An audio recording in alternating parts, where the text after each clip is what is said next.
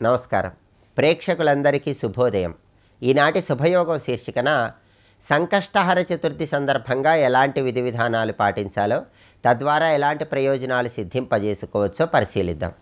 సంకష్టహర చతుర్థి శుక్రవారంతో కలిసి వచ్చింది కాబట్టి శుక్రగ్రహ దోషాలు తొలగింపజేసుకోవటానికి, సంగీత నాట్య రంగాలలో విశేషంగా రాణించటానికి, కళారంగంలో అవకాశాలు అందిపుచ్చుకోవటానికి, అదేవిధంగా కుటుంబ కలహాలను తొలగింపజేసుకోవటానికి స్ఫటిక గణపతిని గృహంలో ఏర్పాటు చేసుకొని స్ఫటిక గణపతికి ఆరాధన చేయాలి. మీ గృహంలో పూజా మందిరంలో ఉదయం పూట పూజాపీఠం మీద అష్టదళ పద్మం ముగ్గు, 8 దళాలున్న పద్మం ముగ్గును బియ్యపిండితో వేసి దాని మీద ఒక తెల్లటి వస్త్రాన్ని ఏర్పాటు చేసుకొని ఆ తెల్లటి వస్త్రం మీద స్ఫటిక గణపతిని ఉంచాలి. ఎరుపు రంగు పుష్పాలతో పాటు తెలుపు రంగు పుష్పాలతో కూడా స్ఫటిక గణపతిని పూజించాలి. అలాగే పటిక బెల్లం నైవేద్యంగా సమర్పించాలి. ఇలా చేస్తే శుక్రగ్రహ దోషాలు తొలగిపోతాయి. కళారంగంలో రాణించడానికి ఆస్కారం ఎంతగానో ఉంది. కుటుంబ కలహాల తీవ్రతను తగ్గింపజేసుకోవచ్చు. ధనప్రాప్తి యోగాన్ని కూడా అందిపుచ్చుకోవచ్చు. అలాగే సాయంకాలం పూట సంకష్టహర చతుర్థి సందర్భంగా గణపతికి ప్రత్యేకమైనటువంటి విధి విధానాలతో ఆరాధన చేయాలి. ఉదయం పూట స్ఫటిక గణపతిని పూజించాక సాయంకాలం పూట పూజామందిరంలో పూజాపీఠం మీద మళ్ళీ అష్టదళ పద్మం ముగ్గు వేసి తర్వాత దాని మీద ఒక తెలుపు రంగు వస్త్రాన్ని లేదా ఎరుపు రంగు వస్త్రాన్ని ఏర్పాటు చేసి 21 జిల్లేడాకులను ఉంచాలి. ఆ 21 జిల్లేడాకులకి గంధం బొట్లు పెట్టి 21 జిల్లేడాకుల మధ్యలో శ్వేతార్క గణపతి, తెల్ల జిల్లేడు వేరుమే చెక్కిన గణపతిని ఉంచి ఆ శ్వేతార్క గణపతికి కూడా గంధం బొట్లు కుంకుమ బొట్లు పెట్టి జిల్లేడు పూల మాలికను అలంకరించాలి. ఆ తర్వాత జిల్లేడు పుష్పాలతో శ్వేతార్క గణపతిని పూజిస్తూ నమో హేరంబాయ మదమోదితాయ సంకష్టస్య నివారణాయ నమః అనే మంత్రాన్ని 21 సార్లు పఠించి గణపతికి ఉండ్రాళ్ళు నైవేద్యంగా సమర్పించాలి. ఇలా సాయంకాలం పూట ప్రత్యేకంగా గణపతిని పూజించాలి. అలాగే సంకష్టహర చతుర్థి సందర్భంగా గణపతి ఆలయానికి వెళ్ళి పంచామృతాలతో అభిషేకం చేయించుకుంటే గణపతి సంపూర్ణమైన అనుగ్రహం కలుగుతుంది. సంకటనాశక గణేష స్తోత్రం కానీ, గణేష పంచరత్న స్తోత్రాన్ని కానీ దేవాలయ ప్రాంగణంలో గణపతి సమీపంలో కూర్చొని పఠించినా లేదా శ్రవణం చేసినా గణపతి సంపూర్ణమైన అనుగ్రహానికి సులభంగా పాత్రలు కావచ్చు. అలాగే దైనందిన జీవితంలో ఎదురయ్యే అనేక రకాలైన ఆటంకాల నుంచి బయటపడటానికి గణపతి షడక్షర మంత్రం ఈరోజు విశేషంగా సహకరిస్తుంది. వక్రతుండాయ హుం అనే గణపతి షడక్షర మంత్రాన్ని గణపతి ఆలయ ప్రాంగణంలో కూర్చొని వీలైనన్నిసార్లు పఠించినట్లయితే గణపతి అనుగ్రహం వల్ల అన్ని విఘ్నాలను తొలగింపజేసుకొని అనుకున్న పనులు అనుకున్నట్లు దిగ్విజయంగా పూర్తి చేసుకోవచ్చు. శుక్రవారంతో కూడిన సంకష్టహర చతుర్థి సందర్భంగా ఈ ప్రత్యేకమైన విధి విధానాలతో గణపతిని ఆరాధన చేసినట్లయితే గణపతి సంపూర్ణమైన అనుగ్రహానికి పాత్రలై సమస్త శుభాలను సిద్ధింపజేసుకోవచ్చు. అలాగే రేపు శనివారం సందర్భంగా గ్రహచార గోచార శనిగ్రహ దోషాలను తొలగింపజేసుకోవటానికి ఆంజనేయ స్వామిని ఏ విధంగా ఆరాధన చేయాలో పరిశీలిద్దాం. నమస్కారం.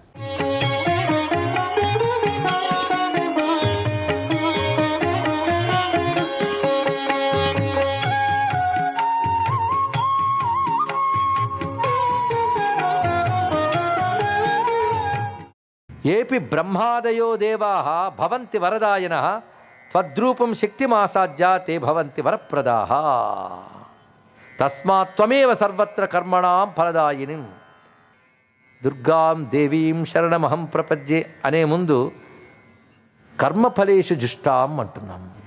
వేదమే చెప్తుందన్నమాట. మనం దేవతల్ని స్తుతిస్తున్నామన్నా మనకు తెలియకుండా శక్తిని స్తుతిస్తున్నామట. అది ఎలాగో అంటే అగ్నిని ఆరాధించాం. అగ్ని వల్ల రావాల్సినవి చాలా ఉన్నాయి. అగ్నినా రయమస్నవత్ అంటుంది వేదం. అగ్ని వల్ల ఐశ్వర్యములు వస్తాయిట. ఇంద్రుడి వల్ల బలం వస్తుంది. ఒక్కొక్క దేవత వల్ల ఒక్కొక్కటి. ఆ దేవతను ఆరాధిస్తున్నామంటే ఆ దేవతకు ఒక శక్తి ఉందని ఆరాధిస్తున్నాం. ఆయన వల్ల మనకు శక్తి వస్తుందని ఆరాధిస్తున్నాం. ఏది వస్తుందని? శక్తి. ఆయనలో ఏముందని? శక్తే కదా. కనుక మనం దేనికోసం ఆరాధిస్తున్నాం? శక్తి కోసం ఆరాధిస్తున్నాం. అతన్ని ఎందుకు పట్టుకున్నాం? శక్తి ఉందని పట్టుకున్నాం. కానీ ఆశ్రయించింది శక్తి వల్లే. కనుక మనకు తెలియకుండా పర్యవసానం అంటే అల్టిమేట్గా శక్తినే మనం ఉపాసిస్తున్నాం. ప్రతి దేవత ఉపాసన శక్తి ఉపాసనయే. కనుక శక్తి ఉపాసన పరిపూర్ణమైనది, వేద ప్రమాణంతో కూడినది అనే అర్థములు ఇక్కడ చూపిస్తూ సంపూర్ణమైనటువంటి సృష్టి స్థితిలయలు చేసేవాడినే పరమాత్మ అంటారు అనేటటువంటి వేద నిర్వచనాన్ని కూడా చూపిస్తూ ఆ మూడు చేయగలిగే శక్తి ఏదైతే ఉన్నదో ఆ శక్తినే అమ్మవారిగా ప్రస్తావన చేస్తూ ఆ అమ్మకు ఆయనకు భేదం లేదు అనే విషయాన్ని చూపిస్తూ మంగళకరమైన శివశబ్దంతో ప్రారంభిస్తూ శివప్రియ శివపర సదాశివ పతివ్రత ఆయన అమ్మవారి దృష్టి తనపై పడ్డం కోసం శివశబ్దంతో మొదలుపెట్టడం ఆదిశంకరులు ఎన్ని ఔచిత్యాలు ఒక్క శ్లోకంలో పెట్టాడండి. అయితే ఇందులో ఉపాసిస్తున్నది ఏ శక్తిని అన్నాం? అన్ని శక్తుల రూపమైన పరమేశ్వరుని ఆదిశక్తిని. ఆదిశక్తి సంకల్పమే మొదటిది. అదే జ్ఞానముగా క్రియగా వ్యక్తమవుతుంది. అవునా లేదు? సంకల్పం ఎప్పుడు ఏం లేదు. నాకు వంట చేయడం తెలుసండి, బాగా వండేనండి. వంట చేయడం తెలిస్తే జ్ఞానం, వండడం క్రియ. దానికంటే ముందు వంట వండాలని అనుకోవాలి. అనుకోకపోతే వంటే లేదు. అయితే మనకు అనుకోవడం వేరు, మిగిలిన రెండు వేరు. కానీ పరమాత్మ అలా కాదు. అని అనుకోవడంలోనే అన్నీ ఉంటాయి. ఎందుకంటే వంట చేయాలంటే అనుకుంటే అయిపోదు. కూరలు కావాలి, వస్తువులు కావాలి. కానీ ఆయనకు అలా కాదు. బయట వస్తువు మరొకటి లేదు కదా ఆయనకి. కానీ ఆ సంకల్పశక్తిలోనే రెండు ఉన్నాయట. కానీ ఈశ్వర సంకల్పశక్తిని ఉపాసించడం అంటే సంకల్పశక్తికి ఉపాసన వేరు, మిగిలిన శక్తులకు ఉపాసన వేరు కాదు. సంకల్పశక్తి ఉపాసనే సర్వోపాసన. అందుకే ఇచ్ఛాశక్తి ఉపాసన అంటే జ్ఞానక్రియాశక్తి అవిభాజ్య ఇచ్ఛాశక్తి ఉపాసన అన్న. జ్ఞానక్రియాశక్తులకు వేరు కాని ఇచ్ఛాశక్తి అంటే ఇచ్ఛాశక్తిలోనే జ్ఞానక్రియాశక్తులు కూడా కలిసి ఉన్నాయి. లలిత ఉపాసన అనగా జ్ఞానక్రియాశక్తుల్ని తనలో దాచుకుని ఉన్నటువంటి ఇచ్ఛాశక్తి కూడా. అది ఆవిడ ఒక్కరే వచ్చారండి ముందు భండాసుర సంహారం చేయడానికి. ఆ రాక్షసుని చూసింది, సంకల్పించుకుంది, బోల్డని శక్తులు బయటకు వచ్చాయి. అందులో ప్రధానంగా ఆవిడ నుంచి రెండు శక్తులు ప్రధానంగా వచ్చి అటు ఇటు నిలబడ్డాయి.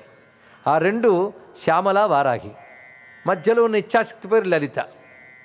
ఆ శ్యామల వారాహి అనబడేవాళ్ళు జ్ఞాన క్రియాశక్తులు. అవి ఎక్కడి నుంచి వచ్చాయి? ఆవిడ నుంచే వచ్చాయి. అంతకుముందు ఎక్కడున్నాయి? ఆవిడలోనూ ఉన్నాయి. లలితాదేవిని ఆరాధించాము అంటే మీకు తెలియకుండానే శ్యామలా వారాహిని కూడా ఆరాధించినట్లే. ఇందులో మరొక రహస్యం ఏంటంటే శ్రీచక్రంలోనే వారాహి చక్రం, శ్యామలా చక్రం కూడా అంతర్నిహితంగా ఉంటాయి. అదే రహస్యం. అంటే సర్వశక్తులు ఒక్క చక్రంలో దాచుకున్నది ఆ తల్లి ఇక్కడ. అంత సంపూర్ణ స్వరూపం.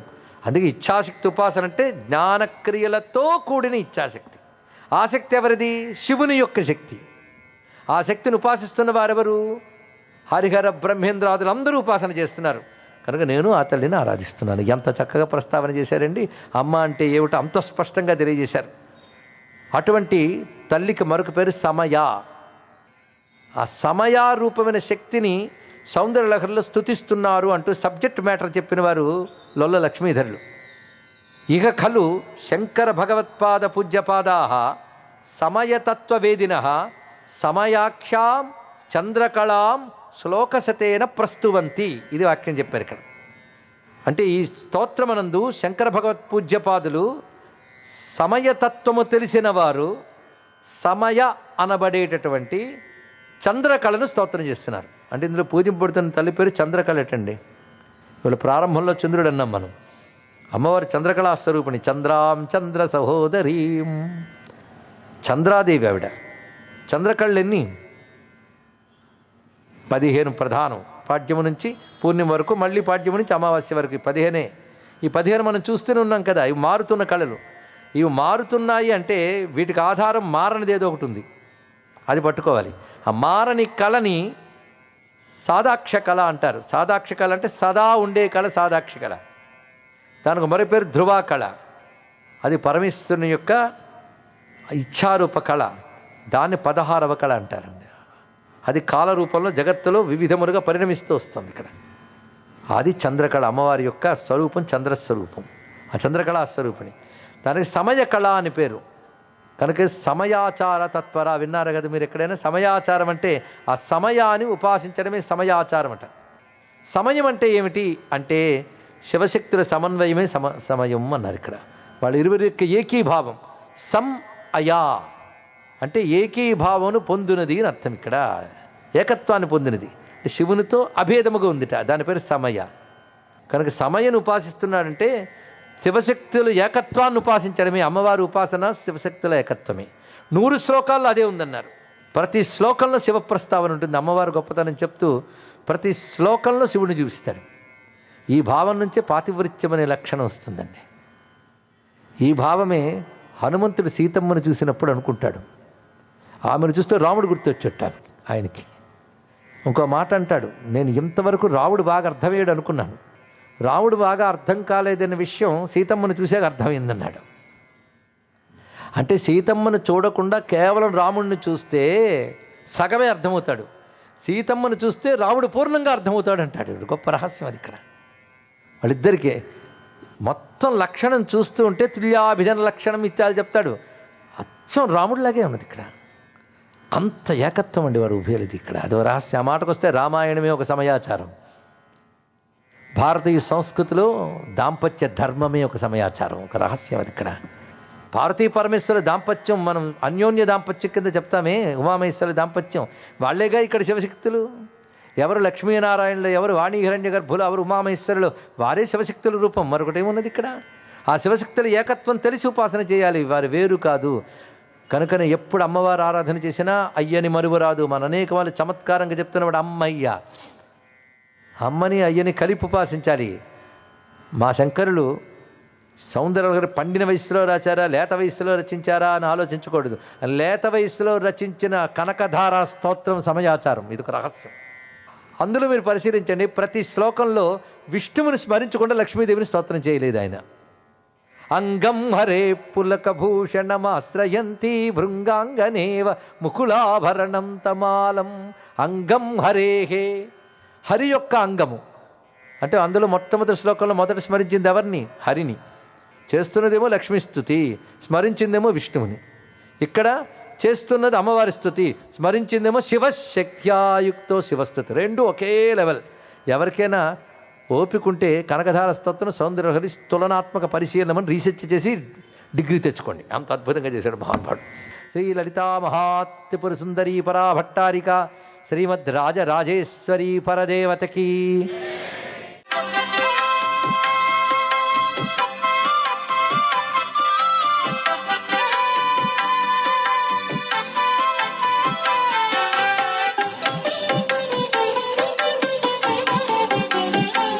ఓం నమశివాయ, ఓం నమో నారాయణాయ, శ్రీమాత్రే నమః.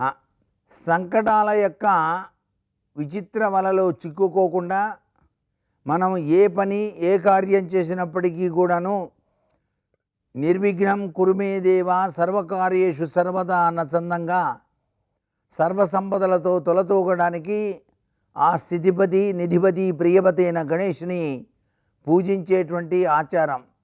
అమ్మ చేతి బొమ్మ ఈ గణేశుడు కాబట్టి అమ్మవారిని కూడా శుక్రవారం నాడు మనఃపూర్వకంగా లలితా సహస్రనామార్చనతో పూజ చేయాలి.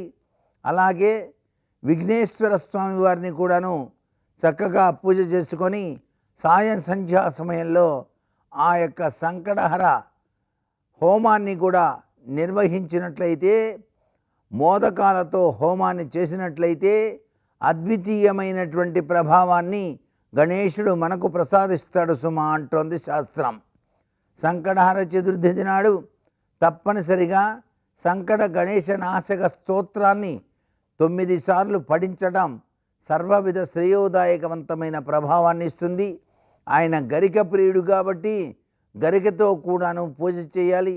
21 గరికలతో పూజ చేస్తూ ఓం గణానాం త్వా అనే మంత్రాన్ని కూడాను జపించి మొట్టమొదటిసారిగా స్వామివారికి చెప్పుకొని పూజ ప్రారంభించి ఆ యొక్క వ్రతాన్ని నిర్విఘ్నంగా నెరవేర్చేటువంటి ప్రతి ఒక్కరికి కూడాను స్వామివారు తన దివ్యవంతమైన అనుగ్రహ కరుణా కటాక్ష వీక్షణాలని మనకు ప్రసాదిస్తూ మనం చేసే ప్రతి ఒక్క పనిలో కూడాను విజయ దుందుభి మోగే విధంగా అన్ని పనులు సక్రమంగా నెరవేరేటట్టుగా ఆ స్వామి తన దివ్యవంతమైన అనుగ్రహాన్ని ఇస్తారు. ఈ లోకమంతా జలమయమైపోయినప్పుడు ఆ జలంలో నుంచి ఓంకారతత్వంలో గణేశుడు ఉద్భవించాడు కాబట్టి ఆయనే ఈ సృష్టికి మూలం అని చెప్పేసి కూడా మనకు విఘ్నేశ్వర పురాణం తెలియజేస్తోంది. కాబట్టి ప్రతి ఒక్క చిన్ని విషయానికి కూడాను శ్రీ మహాగణాధిపతయే నమః అని చెప్పేసి అనుకొని మనం గనక ప్రారంభించినట్లయితే అన్ని పనులు కూడాను నిర్విఘ్నంగా నెరవేరుతాయి. గణేశుడు గకార ప్రియుడు కాబట్టి గకారతత్వము ఎంత విశిష్టవంతమైందో ఒకసారి గుర్తించండి. గంగ, గోవు, గాయత్రి ఇవన్నీ కూడాను గకారానికి సంబంధించినవే. గణేశుడు కూడాను గకార ప్రియుడే. అందుచేతనే గరికెతో ఆ స్వామిని గనక పూజ చేసినట్లయితే అద్వితీయమైనటువంటి ప్రభావాన్ని ఇస్తాడు. మీరు బయటికి వెళ్ళేటప్పుడు ఆ పూజించిన గరికను జేబులో ఉంచుకొని మీరు బయలుదేరితే అన్ని పనులు కూడాను నిర్విఘ్నంగా నెరవేరుతాయి అని చెప్పేసి మనకు శాస్త్రం తెలియజేస్తుంది. సర్వే జనా సుఖినో భవంతు.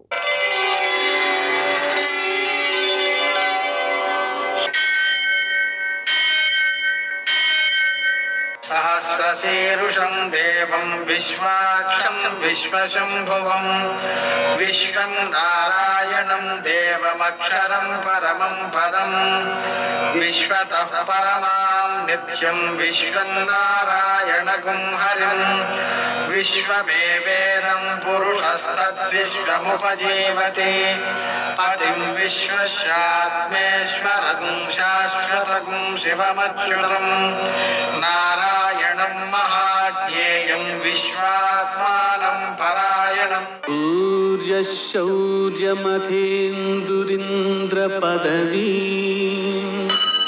సన్మంగళం మంగళం. లక్ష్మీం క్షీరసముద్రరాజతనయాం శ్రీరంగధామేశ్వరీం దాసీభూతసమస్తదేవవనితాం లోకైకదీపాంకురాం శ్రీమన్మందకటాక్షలబ్ధవిభో బ్రహ్మేంద్రగంగాధరాం త్వాం త్రైలోక్యకుటుంబినీం సరసిజాం వందే ముకుందప్రియాం. నేటి కాలమాన విశేషాలను గమనిద్దాం. స్వస్తి శ్రీ చాంద్రమాన క్రోధినామ సంవత్సరం ఉత్తరాయణం హేమంత ఋతువు పుష్యమాసం కృష్ణపక్షం శుక్రవారం. సూర్యోదయం 6:53 సూర్యాస్తమయం 5:58. తిథి చవితి తెల్లవారుదామున 5:30 వరకు. నక్షత్రం మఘ మధ్యాహ్నం 12:47 వరకు. వర్జం రాత్రి 9:39 నుంచి 11:14 వరకు. దుర్ముహూర్తం ఉదయం 9:06 నుంచి 9:50 వరకు. మరల మధ్యాహ్నం 12:48 నుంచి 1:32 వరకు.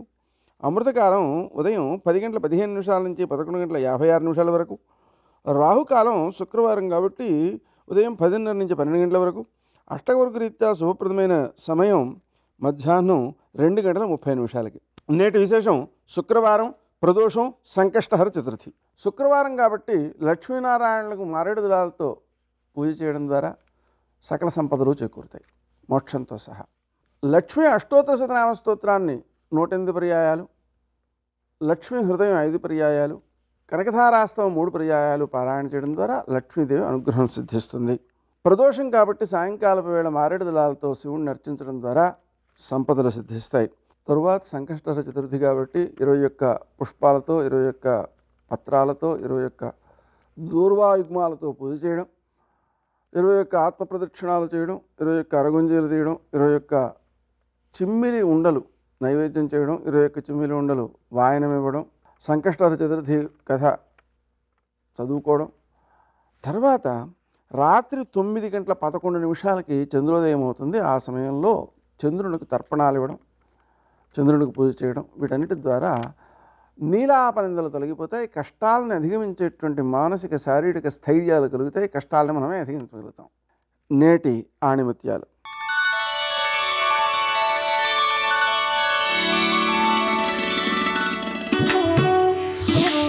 మనలో లోపాలను మనం తెలుసుకోవడం అన్నింటికన్నా పెద్ద చదువు.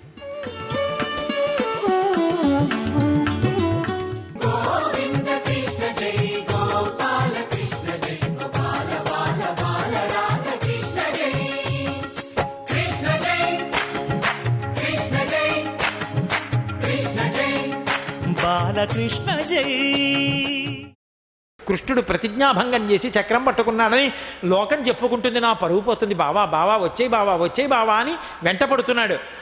వెనక్కి తిరిగి అర్జునుడితోటి నీ జోలికి వస్తాడా, నిన్ను ఇలా కొడతాడా భీష్మాచార్యుల వారు ఏమనుకుంటున్నాడు చూడు, ఇవాళ ఏం చేస్తాను, కరికి లంఘించు సింహంబు కరణి మెరచి నేడు భీష్ముని చంపుదు నిన్ను కాపు.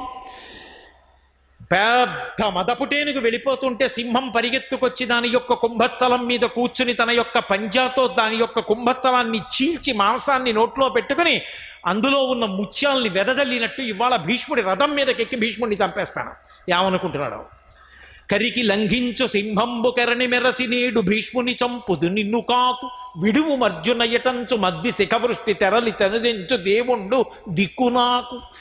ఆనాడు భక్తుడైనటువంటి అర్జునుణ్ణి రక్షించుకోవడం కోసం తన ప్రతిజ్ఞ కూడా మరిచిపోయి చక్రం పట్టుకుని నన్ను చంపేస్తానని నా మీద పరిగెత్తుకొచ్చేశాడే అర్జునుణ్ణి రక్షించుకోవడానికి, ఆ భక్తవరుదుడైన కృష్ణ భగవానుడికి నమస్కరిస్తున్నానన్నాడు.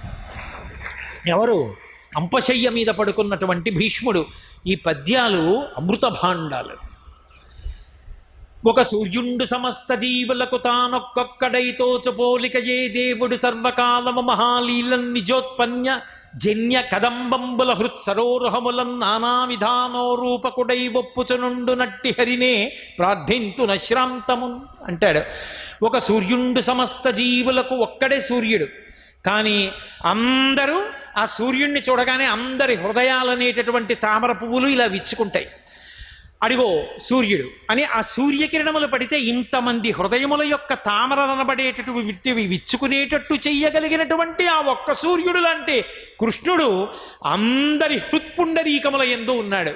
అటువంటి మహానుభావుడు ఉన్నాడే, ఆయనకి నమస్కారం చేస్తున్నానని మహానుభావుడు ఆ శరీరం విడిచిపెట్టేయాలి అని నిర్ణయం చేసుకుని భీష్మాష్టమి నాడు బొటన వేలు దగ్గర నుంచి కాలి బొటన వేలు దించి యోగ విద్యతో ప్రాణాల్ని వెనక్కి లాగి లాగి లాగి లాగి చిట్ట చివరికి భేదనం చేసి వాటిని బయటికి తీసుకొచ్చి ఆ ప్రాణాలు అందరూ చూస్తుండగా కృష్ణ భగవానుడిలో ఐక్యమైపోయాయి. అటువంటి భీష్మ పితామహుణ్ణి ఏ ఒక్కరోజైనా ఎప్పుడైనా ఎక్కడైనా భీష్మ చరిత్రలో కొద్ది భాగం స్పృశించేటట్టుగా ఆయన పేరు తలుచుకుంటే చాలు. దేవతలందరూ కూడా సంతోషిస్తారు, పితృదేవతలు కూడా సంతోషిస్తారు. సూత మహానుభావుడు నైమిషారణ్యంలో శౌనకాది మహర్షులను ఉద్దేశించి ప్రసంగిస్తూ భాగవతం యొక్క ఫలితం, భాగవతం అసలు ఎందుకు వినాలి, భాగవతం వింటే కలిగేటటువంటి ప్రయోజనం ఏమిటి అన్నదాన్ని ఆవిష్కరించాడు. ప్రశ్న శౌనకాది మహర్షులు వేశారు. అలసులు మందబుద్ధియుతులు అల్పతరాయువులు గ్రరోగ సంకలితులు మందభాగ్యులు సుకర్మములివ్వియు చెయ్యజాలరీ కలియుగమందు మానవులు కావున ఎయ్యిది సర్వసౌఖ్యమయ్యలవడు ఏమిటంబడము ఆత్మకు శాంతి మునీంద్ర చెప్పవే అని అడిగారు. ఓ మునీంద్ర, పాపములు చెయ్యడంలో ఉండేటటువంటి అనురక్తి, నిషిద్ధ కర్మల పట్ల ఉండేటటువంటి అధ్యవసాయము, విహిత కర్మాచరణమునందు ఉండేటటువంటి వైక్లభ్యము కలియుగంలో విశేషము. ఏది చెయ్యవద్దని ఈశ్వరుడు శాసించాడో ఏదో ఒక వంక పెట్టి అది చెయ్యడానికే మనిషి ఇష్టపడతాడు. ఈశ్వరుడు ఏది చెయ్యమని చెప్పాడో అది చెయ్యకుండా ఉండడానికి ఏదో ఒక నెపాన్ని చూపిస్తాడు. ఆ కారణం చేత భగవద్భక్తితో జీవించి ధర్మపథంలో ప్రయాణించడం సాధ్యమయ్యే విషయం కాదు. అది అలసత్వము. అటువంటి బుద్ధి కలిగినటువంటి మనుష్యులున్నటువంటి కలియుగంలో వారు ఉద్ధరింపబడడానికి తేలికైనటువంటి మార్గమేది అని చెబితే భాగవత శ్రవణమే దానికి పరిష్కారము అని, భాగవతాన్ని విన్నట్లయితే ఏం జరుగుతుందో చెప్తున్నాడు మహానుభావుడైనటువంటి సూతుడు. భాగవత శ్రవణం ఇచ్చేటటువంటి మొట్టమొదటి ఫలితం ఏది అంటే మనసులో ఉండేటటువంటి అశాంతిని తొలగిస్తుంది. అశాంతి దేని వలన కలుగుతుంది? రజోగుణ తమోగుణముల యొక్క విజృంభణం చేత నిరంతరము అశాంతి కలుగుతుంది. ఇంకా ఎప్పుడూ ఏదో లేదని, ఏదో సంపాదించాలని, ఏదో పొందాలని ఆ కోరికల చేత కదిలిపోయినటువంటి మనస్సు అశాంతికి గురవుతుంది.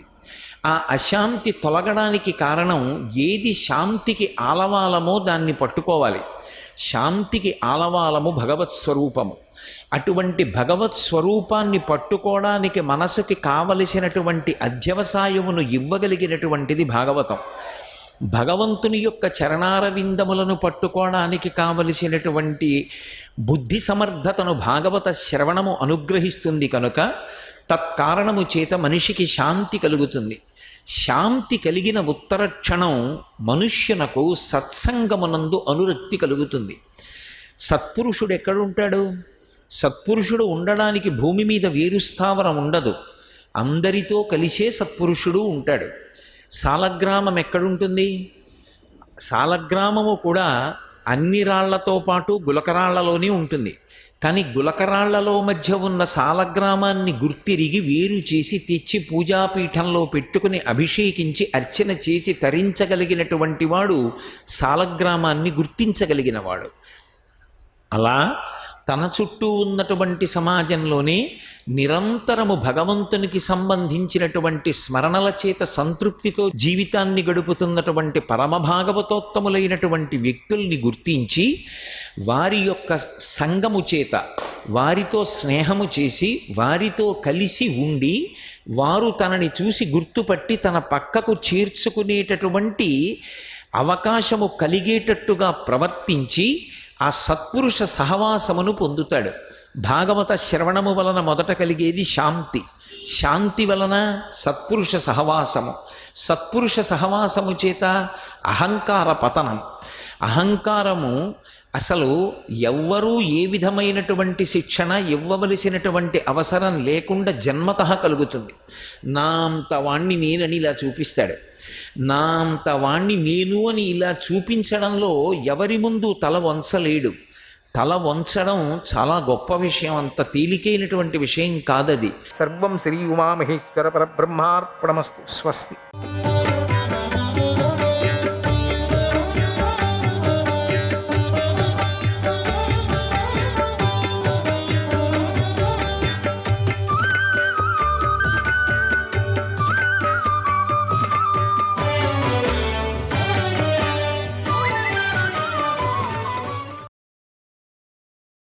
ధర్మరాజు ఇలా భీష్ముడిని అడిగాడు, ఓ పితామహ, శ్రాద్ధకాలంలోనూ దైవపితృకర్మలలోనూ దేవతలు ఋషులు విధించిన కర్మలను వినాలని ఉంది అని అడిగాడు. ఎందుకంటే ధర్మరాజు చేయాలి కదా, ఇప్పుడు శ్రాద్ధ పితృకర్మలు చేయాలి కదా, ఉన్నది కదా. అన్ని వర్ణాల వారికి ఉంది, అన్ని వర్ణాల వారికి క్రమ ప్రకారంగా ఉంటుంది.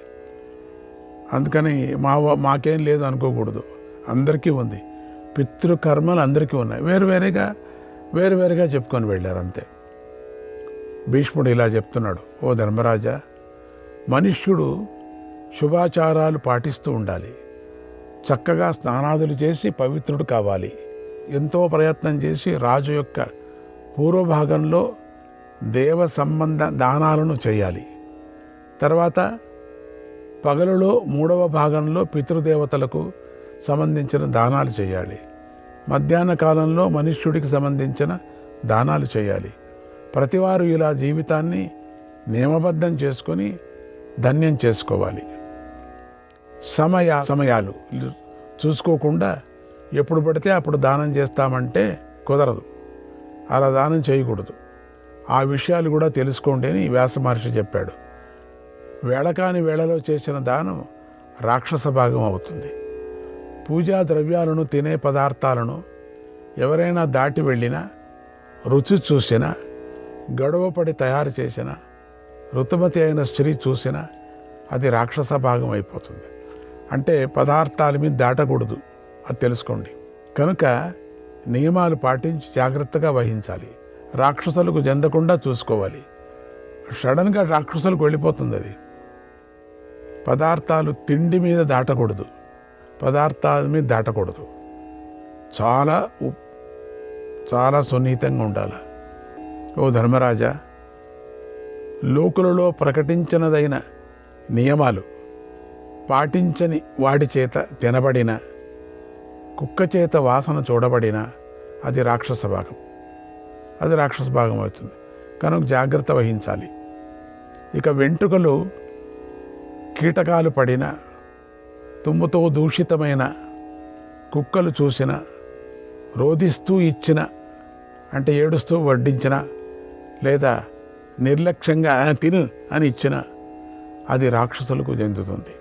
ఓ ధర్మరాజా, అనుమతి లేకుండా తిన్నా, లేదా ఓంకారోపాసన చేయకుండా, దత్తస్తవం చేయకుండా తిన్న శస్త్రాన్ని పట్టుకొనితే, కత్తి కానీ, ముళ్ళు కానీ, పిన్ను కానీ, అంటే మామూలుగా వింటాం కదా గుండు సూచి, దీళ్ళని పట్టుకొని తింటారు చాలామంది. పట్టుకొని తిన్నా, దురాత్ముడు తిన్నా ఆ అన్నం కూడా రాక్షసులకు చెందింది అవుతుంది. అంటే వాడు రాక్షసుడు అయిపోతాడు. అవన్నీ రాక్షసులకు వెళ్ళిపోతాయి, లోపల నుంచి వెళ్ళిపోతాయి. అట్లా తినకూడదు. ఇవన్నీ రాక్షస భోజనము అని చెప్తారు. తిన్నంత జాగ్రత్తగా ఉండాలి దీని.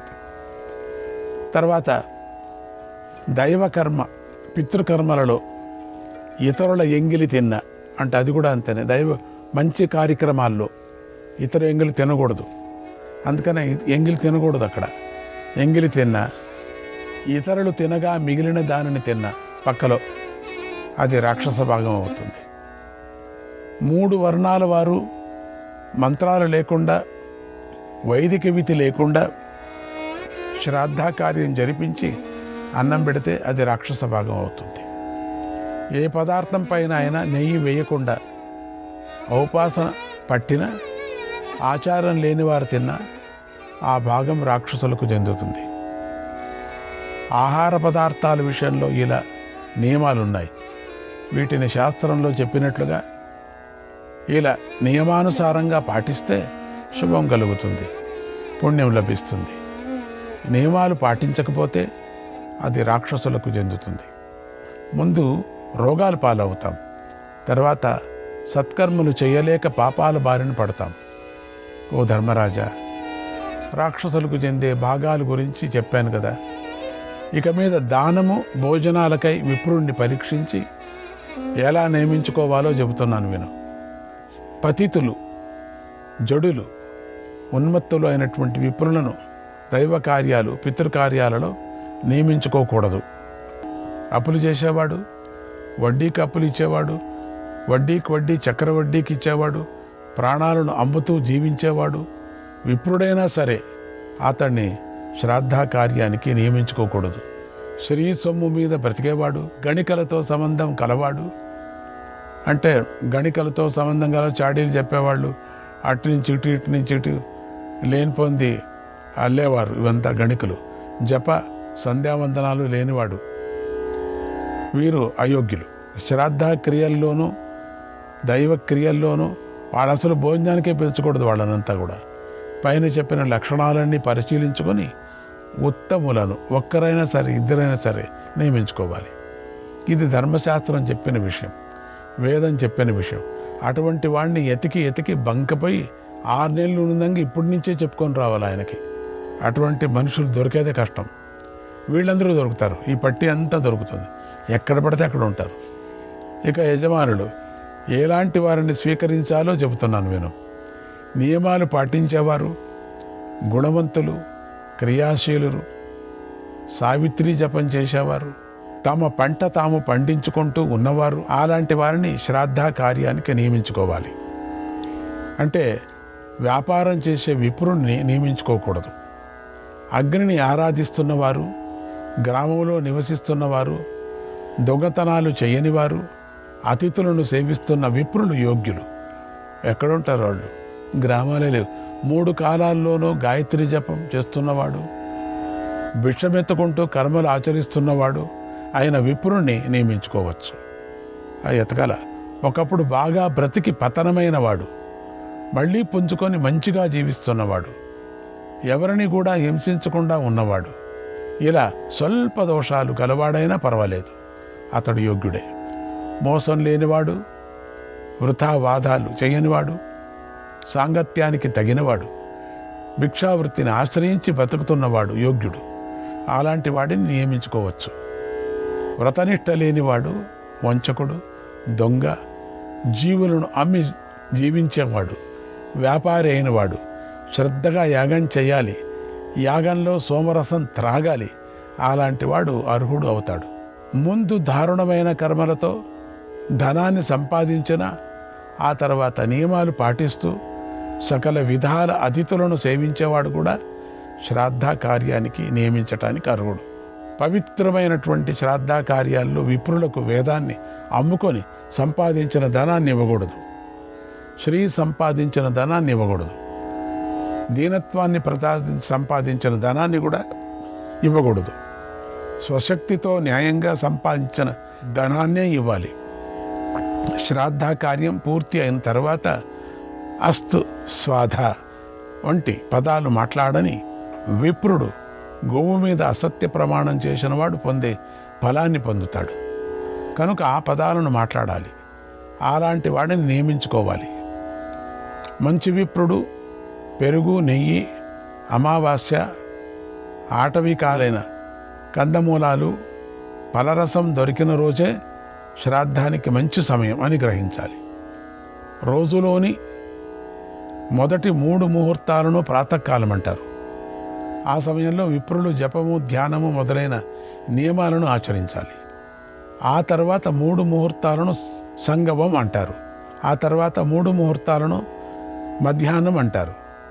అంటే సంగమ కాలంలో లౌకిక కర్మలు, మధ్యాహ్న కాలంలో స్నాన సంధ్యాదులు చేయాలి. మధ్యాహ్నం తర్వాత 3 ముహూర్తాలను అపరాహ్నం అంటారు. ఈ చతుర్థ భాగం పితృకార్యాలు చేయటానికి తగిన సమయం. అంటే 2 గంటలు, 1:30, 1 గంటకు ప్రారంభం చేసుకుంటారు. స్నాన సంధ్యావందలంతా అయిన తర్వాత 1 గంటకు ప్రారంభం చేసుకుంటే 3 గంటలకు పెడతారు. కా అంటుంది 3:30కంతా. ఇక 3 వర్ణాల వారు కూడా చేయవలసినటువంటి తగిన కర్మల గురించి చెబుతున్నాను నేను. ఓ ధర్మరాజా, 3 వర్ణాల వారికి కూడా జాత కర్మ మొదలైన సంస్కారాలు ఉన్నాయి. అందరికీ ఉన్నాయి. బ్రాహ్మణ, క్షత్రియ, వైశ్యులు ముగ్గురు కూడా వీటిని తప్పకుండా ఆచరించాలి. ఉపనయన సమయంలో విప్రుడికి ముంజేత్రాడు, క్షత్రియుడికి అల్లెత్రాడు, వైశ్యునకు మొదవ గడ్డితో చేసిన త్రాడు. ఇది ధర్మం, దీన్ని పాటించాలి. వైశ్యులకి బంగారు తాడు, ద్విజులకు పలాశ దండం, క్షత్రియునకు అశ్వత్థ దండం, వైశ్యునకు ఔదుంబర దండం ఉపయోగించాలి. ఈ ధర్మాన్ని పాటించాలి. మిగతా వాళ్లకు ఏ దండమైనా పర్వాలేదు, అంతే దండబండం. ఒక దాతకు ప్రతిగ్రాహీతకు సంబంధించిన ధర్మాధర్మాలను చెబుతున్నాను విను. అసత్యం ఆడితే బ్రాహ్మణునకు అధర్మమని, పాపమని చెప్పబడింది. అదే క్షత్రియుడు చేస్తే 4 రెట్ల పాపం వస్తుంది, వైశ్యుడు చేస్తే 8 రెట్లు పాపం వస్తుంది. ముందే బ్రాహ్మణునిచే సత్కార్యం కోసం నియమించబడిన విప్రుడు మరెక్కడ కూడా తినకూడదు. అలాగే క్షత్రియులు కానీ వైశ్యులు కానీ పిలిచినప్పుడు భుజిస్తే అవమానంతో పాటుగా పశుహింస పాపంతో సగం పాపం సంక్రమిస్తుంది. విప్రుడు బ్రాహ్మణ, క్షత్రియ, వైశ్యుల ఇళ్లలో దేవయజ్ఞ పితృకార్యాలు సమయంలో స్నానం చేయాలి. స్నానం చేయకుండా తిండి, గోవు మీద అసత్య ప్రమాణం చేయగా వచ్చినటువంటి ఫలితాన్ని పొందుతాడు. తింటే స్నానం చేయకుండా తింటే అసలు స్నానం చేయాలి 3 పూట్ల. విప్రుడు తన ఇంటిలో అశౌచాన్ని పాటిస్తూ ఇతర విప్రుల ఇంటికి వెళ్ళకూడదు. అంటే వెళ్ళకూడని టైంలో వెళ్ళకూడదు. తెలిసి కూడా లోపంతో శ్రాద్ధ భోజనం చేస్తే గోవు మీద అసత్య ప్రమాణం చేస్తే వచ్చే ఫలాన్ని పొందుతాడు. ఏదో లాభాన్ని సాకుగా చూపించి తాను బ్రతకటానికై ఇతరుల దగ్గర నుండి ధనం పొందినవాడు అసత్య పాపాన్ని పొందుతాడు. ఓ ధర్మరాజా, వేదం చెప్పినట్లుగా నియమాలను పాటించని విప్ర, క్షత్రియ, వైశ్యులు ముగ్గురు కూడా శ్రాద్ధాకార్యం జరుగుతున్న విప్రుడి ఇంట మంత్రాలు చెప్పి ఔపాసన పట్టి శ్రాద్ధ భోజనం చేస్తే గోవు మీద అసత్య ప్రమాణం చేసిన ఫలితాన్ని పొందుతారు అన్నాడు భీష్మ పితామహుడు. అంటే ధర్మరాజుకు కావాలి ఇవంతా కూడా ఆ టైంలో, మనకు కాదు.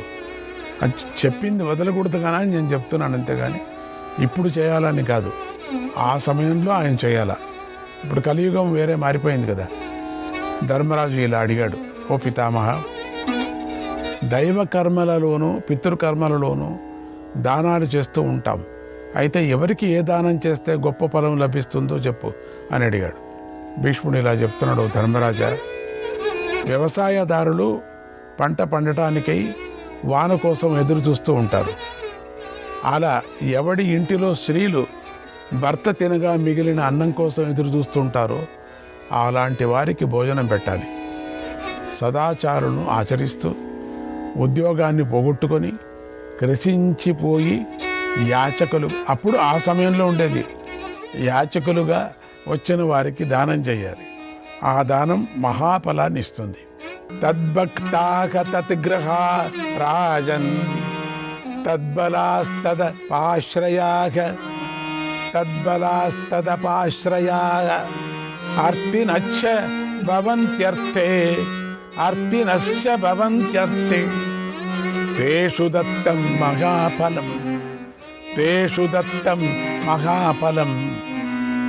సదాచారం పట్ల ఆసక్తి కలవారు సదాచారాన్ని పాటిస్తూ సదాచారమే బలంగా సదాచారాన్ని ఆశ్రయించిన వారు యాచకులుగా వచ్చి అడిగితే వారికిచ్చిన దానం మహాఫలాన్ని ఇస్తుంది. దొంగల వల్ల బాధపడుతూ కానీ శత్రు వల్ల భయపడుతూ కానీ యాచకులుగా వచ్చిన వారికి దానం ఇవ్వాలి. అది గొప్ప ఫలాన్ని ఇస్తుంది. ఆ దానం మహాఫలాన్ని ఇస్తుంది. దేశంలో గొప్ప ఉపద్రవం కలిగినప్పుడు కొందరు విప్రులు ధనాన్ని భార్యను కోల్పోతారు. ధనం కోసం వచ్చి యాచిస్తారు. అలాంటి విప్రులకు దానం చేయాలి. అప్పుడు మహాఫలం లభిస్తుంది. కొందరు వేదం చెప్పినట్లుగా నియమాలను ఆచరిస్తూ ఉంటారు. అయితే వారి వద్ద ధనం ఉండదు. నియమాలు ఆచరించడం కోసం ధనాన్ని యాచించిన విప్రులకు దానం చేయాలి. ఆ దానం మహాఫలాన్ని ఇస్తుంది. కొందరు పాషాండ ధర్మాలకు బాగా దూరంగా ఉంటారు. దానివల్ల వారి వద్ద ధనం అన్నం ఉండదు. దానితో వారు బాగా కృషించి ఉంటారు. అలాంటి విప్రులకు ఇచ్చిన దానం మహాఫలాన్ని ఇస్తుంది. దీక్షలు పూర్తి చేసుకోవటానికి ధనం అవసరం అవుతుంది. నియమాలు పాటించడానికి, గురుదక్షిణ ఇవ్వటానికి, యజ్ఞదక్షిణ ఇవ్వటానికి, వివాహానికి పండితులు ధనాన్ని కోరినప్పుడు దానం చేయాలి. అప్పుడు అలాంటి వారికి ఇచ్చే దానం మహాఫలాన్ని ఇస్తుంది. కొందరు తల్లిదండ్రులను రక్షించుకోలేని స్థితిలో ఉంటారు. భార్యాపుత్రులను కాపాడుకోలేని స్థితిలో ఉంటారు. మహారోగం నుండి విముక్తుడు కావాలనుకుంటూ ఉంటారు. అలాంటి విప్రులు వచ్చి ధనాన్ని కోరినప్పుడు దానం చేయాలి. వారికిచ్చిన దానం మహాఫలాన్ని ఇస్తుంది. కొందరికి బాలురు, స్త్రీలు ఏ సాధనలు ఉండవు. పాపం వారు మంచి అన్నాన్ని పెట్టమని కోరినప్పుడు వారికి దానం చేయాలి. ఆ దానంతో దాత స్వర్గానికి వెళతాడు. తపస్సు చేసుకునేవారు, బిచ్చమెత్తుకొని జీవించేవారు యాచకులుగా వచ్చి ఏదైనా కోరినప్పుడు వారికి దానం చేయాలి. ఆ దానం గొప్ప ఫలాన్ని ఇస్తుంది. ఓ ధర్మరాజా, ఇది దాన విధి. దీని గురించి నీకు చెప్పాను. ఇంకా ఏ పనులు చేయటం వల్ల నరకానికి వెళతారు, స్వర్గానికి వెళతారు, వాటి గురించి చెప్తాను విను. గురువు కోసం శరణు కోరిన వాడికి అభయదానం చేయటం కోసం తప్ప మిగతా విషయాల్లో అసత్యమాడేవారు తప్పకుండా నరకానికి వెళతారు. పరస్త్రీలను అపహరించేవారు, పరస్త్రీలను అవమానించేవారు తప్పకుండా నరకానికి వెళతారు. ఏ పరస్వాప హర్తారః, ఏ పరస్వాప హర్తారః పరస్వానాంచ నాశకాః, పరస్వానాంచ నాశకాః సూచకాశ్చ పరేషాం ఏ తే వై నిరయగామినః, తే వై నిరయగామినః. పరుల సొమ్మును అపహరించేవారు, పరుల సొమ్మును నాశనం చేసేవారు, పరులపై చాడీలు చెప్పేవారు తప్పకుండా నరకానికి వెళతారు. రాజా, చలివేంద్రాలను, సభలను, వంతెనలను, ఇతరుల ఇండ్లను కూలగొట్టకూడదు. అలా చెడు పనులు చేసేవారు నరకానికి వెళతారు. అనాథులు, బాలలు, వృద్ధులు, తపస్వినులు, పిరికివారు అయిన స్త్రీలను మోసం చేసేవారు నరకానికి వెళతారు. శ్రీకృష్ణాయ పరమాత్మనే నమః.